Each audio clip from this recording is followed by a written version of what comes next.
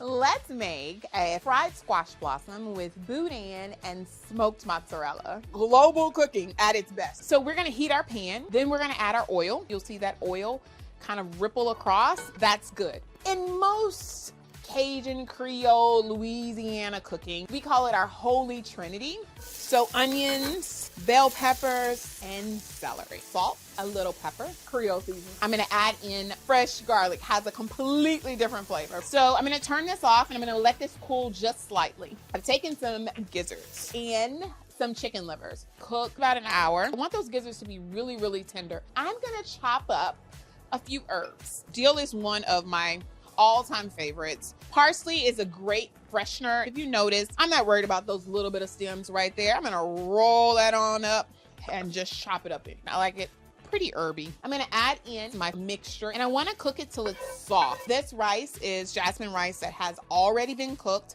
You can do this with leftover rice as well. I reserved some of my liquid from cooking the gizzards in. If your rice is overcooked, you may not need as much liquid. I'm gonna add in more Creole seasoning. This is not a mild dish. Some salt and pepper.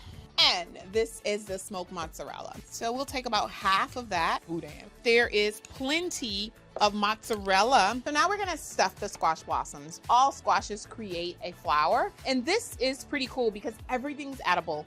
So I just come on the side, open it just a little, pull out that center. It's very bitter, so you don't wanna eat that. In order to stuff them, I usually use a glove. You don't have to. We're talking about like a tablespoon. Smash it a little and stuff it in there.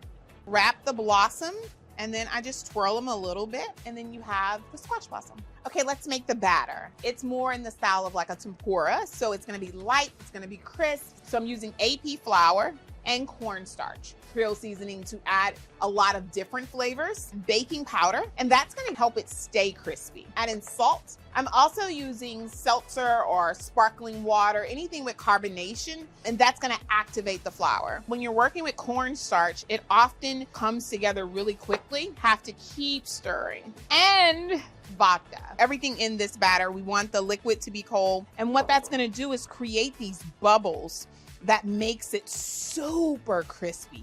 I wanted to coat my finger. You can see how it's falling off and I can still see my finger. Now it's time to fry. Take those blossoms, coat them with a little cornstarch. It's allowing that batter to stick on. Little goes a long way with cornstarch. You can always feel the difference in the texture too. My fryer's at 350. Get it in there. Let it drip off some and then go straight in. Swirl it a little, holding it, letting it come to temp, and then releasing it. They take about 3 minutes. You can just turn everything like you want to. Golden brown, crispy batter. This is good eating. And I'm gonna sprinkle with just a touch of salt, honey, sweet and savory. So it is about that crispy batter. I want to just show you a little bit of that cheese. Excuse